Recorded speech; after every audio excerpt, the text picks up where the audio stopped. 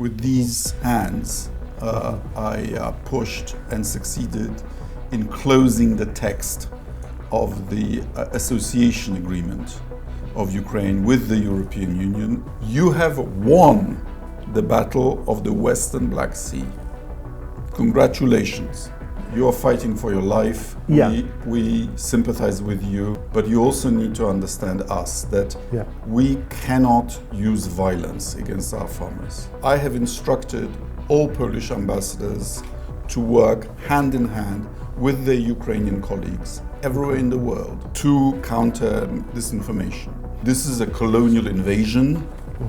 And that countries of the global south should understand it as such and therefore sympathize with the victim of a colonial aggression. My old colleague Sergei Lavrov has an invitation to Pyongyang. Good luck with that.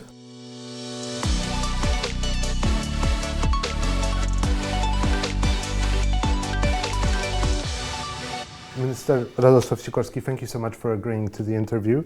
Let me jump straight in and ask about Ukrainian-Polish relations. Obviously, the blockages of the border have put a strain on those relations. Ukrainian press has been asking the question, is Poland becoming a country that is blocking Ukraine rather than helping it at the moment? How do you see this? Well, first of all, thank you for your frankness in addressing the nub of the matter. And let us remind your readers and viewers of the facts. First of all, we've just had Polish-Ukrainian intergovernmental consultations, which we only hold with the most friendly and the most important international partners. Secondly, it was during the Polish presidency of the EU, with these hands, I pushed and succeeded in closing the text of the association agreement of Ukraine with the European Union, including the deep and comprehensive free trade area, which is why Ukraine now enjoys this deep relationship with the EU. Thirdly, your readers should know that despite the protests, all the military and humanitarian assistance, including petrol and diesel that feeds the Ukrainian economy, have been going through the Polish border unimpeded. Okay? The protests only have affected the truckers and the agricultural produce. You will probably find that Poland will be your main ally in your aspirations to join the European Union. It was on my initiative that the Weimar Triangle ministers came and moderated and witnessed the agreement with the Maidan in 2014. And it's Poland that is one of the biggest per capita donors to Ukraine, both as regards help to the refugees, as regards financial help. We are contributing to the stability of the hryvnia through the central bank, and the military assistance. We are processing our 45th package of assistance for Ukraine, military assistance. We are also a big donors to the Czech ammunition initiative, and we have, and it was personally Prime Minister Tusk who persuaded Chancellor Scholz and President Macron to withdraw their objections to the EU-Ukraine facility, which will give you another close to 5 billion euros. So the protests arose as a result of an extraordinary act of solidarity with Ukraine. When Putin blocked the Black Sea and you couldn't take your grain out through the Bosphorus to Africa and China, we said, all right, we are not going to cave to Putin. we open the border, let the grain come through the EU. No. Okay? Unfortunately, 2/3 of the grain that was supposed to be in transit through the EU stayed in Poland. Okay? And you can imagine what Polish farmers think about that. Secondly, you have won the battle of the Western Black Sea. Congratulations. The way Poland sees this, and Yes. you may dislike it, Yes. is that extraordinary act of solidarity is coming to an end Yeah. because the emergency in the Black Sea is over, and we need a serious negotiations Yeah. under which conditions Ukrainian agriculture can be integrated with the rest of the EU, and this will take some years, just as it took some years for us. So I think this is a fair categorization, and nobody, I think, would challenge the extraordinary support that Poles, both on a governmental level but also on a personal level, have given to Ukraine. But let me sort of push back a little bit, because it feels like this is a discussion where Poland is talking about process, about facts, true. Ukraine is many times talking about values and emotions. And yes, sometimes it gets a bit theatrical. President Zelensky's call to solve it on the border is not exactly sort of classical trade agreement sort of We making. don't mind. You are fighting for your life. Yeah. We sympathize with you. We know it's dramatic for us, but you also need to understand us, that Yeah. we cannot use violence against our farmers. Of course. So let me ask you, what can be done to get Poland's message across better within Ukraine? Because I think that's something that is not necessarily resonating at the moment with a I'm lot trying of to do it Ukrainians. right now. Okay, fair. Well, I'm flattered that you think that we have so much influence within Ukraine, and I hope that our voice does carry. But I would Yeah. try to give you a warning, because sure, you've essentially been led temporarily into the single market without a negotiation and without having to fulfill all the European norms.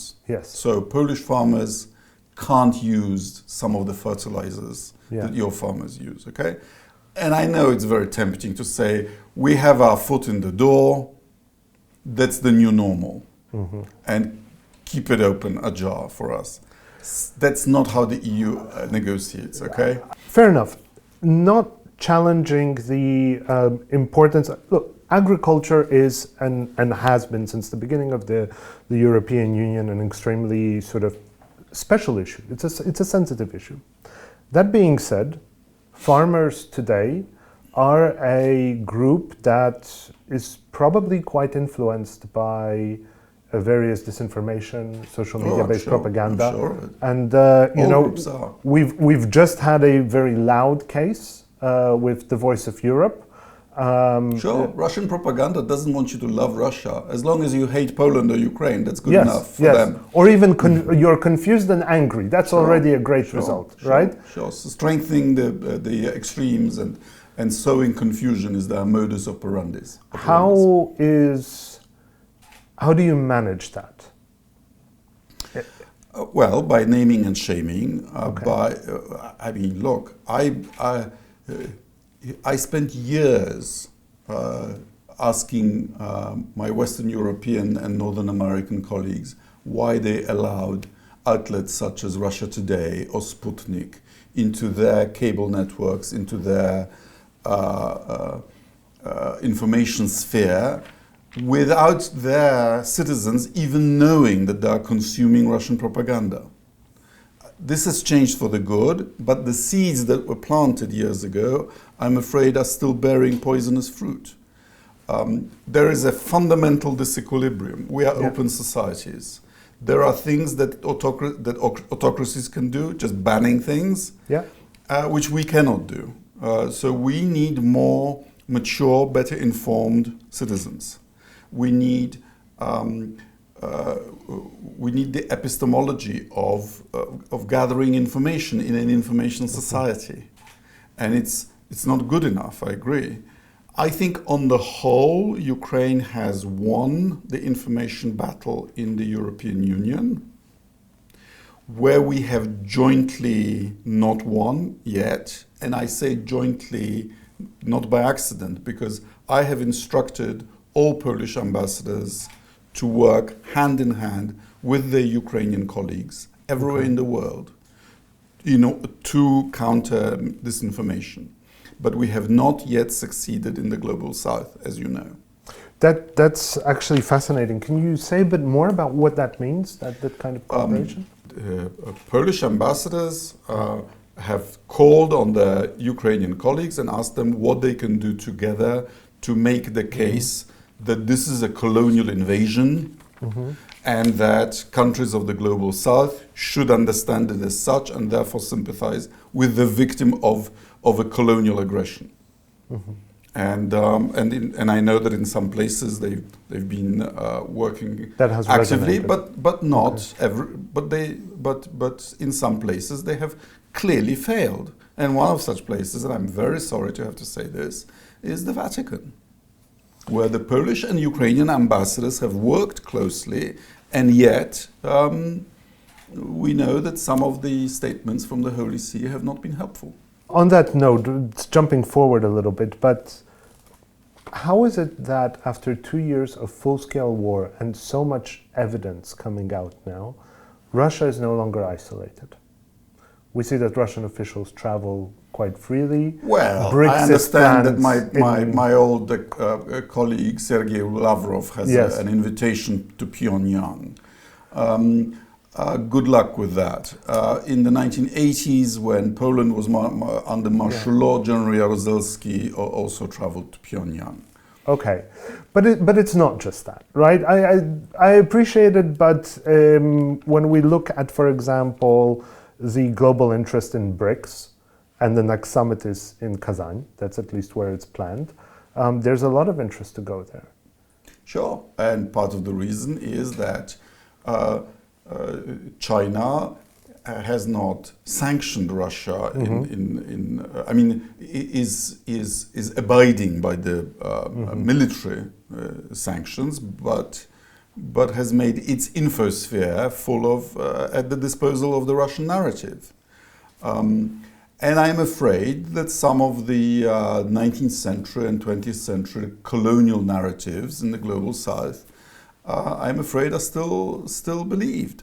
And Western Europeans were not without guilt, which is why Poland and Ukraine are made for each other in making this argument. Because we were both, as incidentally was China, we were both victims of European colonialism in the 19th century. Turning to Russia, you mentioned, I think it was about 3 months ago, that wars are not decided by tactical engagements, but by industrial capacity, and so far we are behind the curve. Has anything changed since then? I am told that by the end of the year, Europe will be capable of producing 1 million shells per annum. Okay. It's not yet what Russia produces, but it's more than today. So our capacities are growing. We have now written the long-term contracts to companies to be sure to build new facilities, and we are now spending serious European money on new production lines. So there was an EU ammunition program, 500 million euros for this particular purpose. Yes. Democratic West is always behind the curve on issues like that, because we didn't want this war. You didn't want this war, because as democracies, we just want to be left to ourselves. Yeah, we just want to. We don't have dreams of conquest and of places in history. We just have the ambition of leaving our countries in a better shape than we found them, right? Yeah. But we don't crave other people's land, and therefore we don't think in terms of Genghis Khan. Yes. We think in terms of trade and and prosperity and win-win scenarios. So we are always slow to wake up. But once we do, this is what Putin doesn't understand. that once the democratic world decides that this is a guy with whom you can't make a deal, Yeah. because his word is worthless, and that his psychology, his values are fundamentally different. We're so much richer and more powerful, and he'll find this increasingly. Look, Russia already took all of the West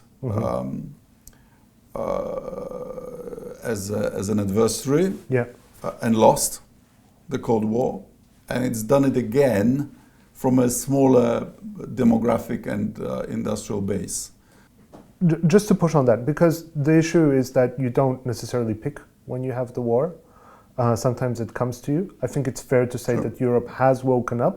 I hope that it's a trend rather than just a spurt. Is Europe ready? Is Poland ready for war with Russia if it comes? Not to attack Russia, but... The best evidence of the fact that NATO is a defensive military alliance is the fact that Putin has taken most of the troops from the Kaliningrad exclave and from the border with the Baltic Sea countries and with Finland, and thrown them into the meat grinder in Ukraine. So he knows we are not going to attack him, even though he's weak there.